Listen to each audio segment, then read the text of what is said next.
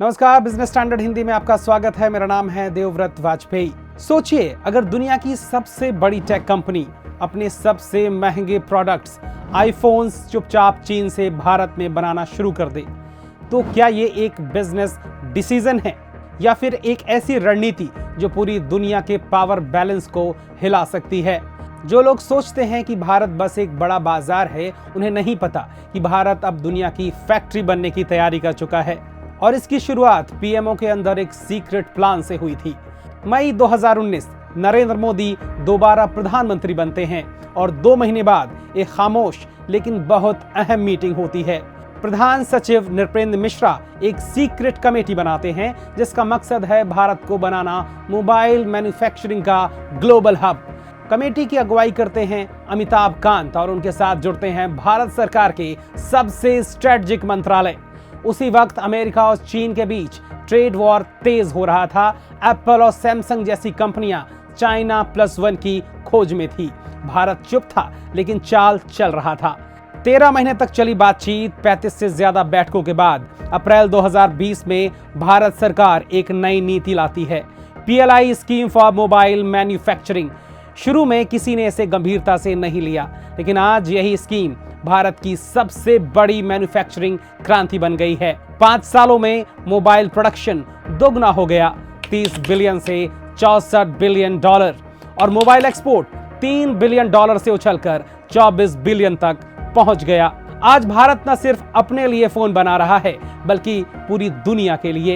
Apple ने कहा था, हम आईफोन्स प्रोडक्शन का 10% भारत में शिफ्ट करेंगे, लेकिन हकीकत आज हर 5 में से 1 आईफोन भारत में बन रहा है। एप्पल के पार्टनर्स ने अब तक 11,800 करोड़ से ज्यादा निवेश किया है।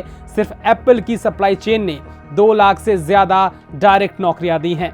एप्पल का यह कदम सिर्फ मैन्युफैक्चरिंग ही नहीं, भारत पर भरोसे की सबसे बड़ी मुहर है। जब बाकी सेक्टरों में PLI अटक रहा था, मोबाइल सेक्टर में माइटी समझदारी से फैसले ले रहा था। पहले नियम था, अगर चीन से पुरानी मशीन लाई गई तो वो निवेश में नहीं गिनी जाएंगी। कंपनियों ने आपत्ति की, सरकार ने नियम बदला। FOB वैल्यू पहले $300 थी, जो सिर्फ एप्पल के महंगे फोन पर फिट बैठती थी। सरकार ने उसे घटाकर $200 किया, जिससे सैमसंग जैसी कंपनियां भी जुड़ सकें।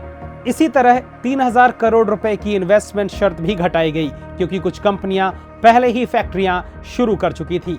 यानी सरकार ने रूल बुक से नहीं बल्कि ग्राउंड रियलिटी से पॉलिसी चलाई। PLI स्कीम पर 34,000 करोड़ खर्च हुए, लेकिन सरकार ने GST, कस्टम ड्यूटी और टैक्स से कमाया 3 लाख करोड़ से ज्यादा। GST बढ़ा, फिर भी विरोध नहीं हुआ, क्योंकि इस बार लोग जानते थे फोन मेड इन इंडिया है और पैसा भारत को मिल रहा है। सरकार के लिए ये सिर्फ सब्सिडी नहीं थी, ये एक फिस्कल मास्टर स्ट्रोक था। लेकिन अब असली सवाल यही है, क्या ये चमत्कार सिर्फ मोबाइल सेक्टर तक सीमित रहेगा? क्या फार्मा, टेक्सटाइल, इलेक्ट्रॉनिक्स कंपोनेंट्स में भी सरकार इतनी ही फ्लेक्सिबिलिटी और स्पष्टता दिखाएगी? क्या बाकी सेक्टरों में भी प्राइवेट और पब्लिक साझेदारी ऐसी ही रंग लाएगी? या फिर मोबाइल PLI बस एक परफेक्ट तूफान था जिसमें सब कुछ एकदम सही वक्त पर एक साथ हुआ? PLI की कहानी हमें सिखाती है कि जब सरकार और इंडस्ट्री एक दिशा में चलते हैं तो भारत सिर्फ बाजार नहीं, मैन्युफैक्चरिंग महाशक्ति बन सकता है। पर सवाल अब आपसे है, क्या हम इस सफलता को बाकी सेक्टरों में भी दोहरा सकते हैं या फिर ये सिर्फ एक अपवाद बनकर रह जाएगा? नीचे कमेंट में बताइए, क्या भारत हर इंडस्ट्री में मेड इन इंडिया का बूम ला सकता है? वीडियो पसंद आया हो तो लाइक करें, शेयर करें और ऐसी ही इनसाइड स्टोरी के लिए बिजनेस स्टैंडर्ड को सब्सक्राइब करना ना भूलें।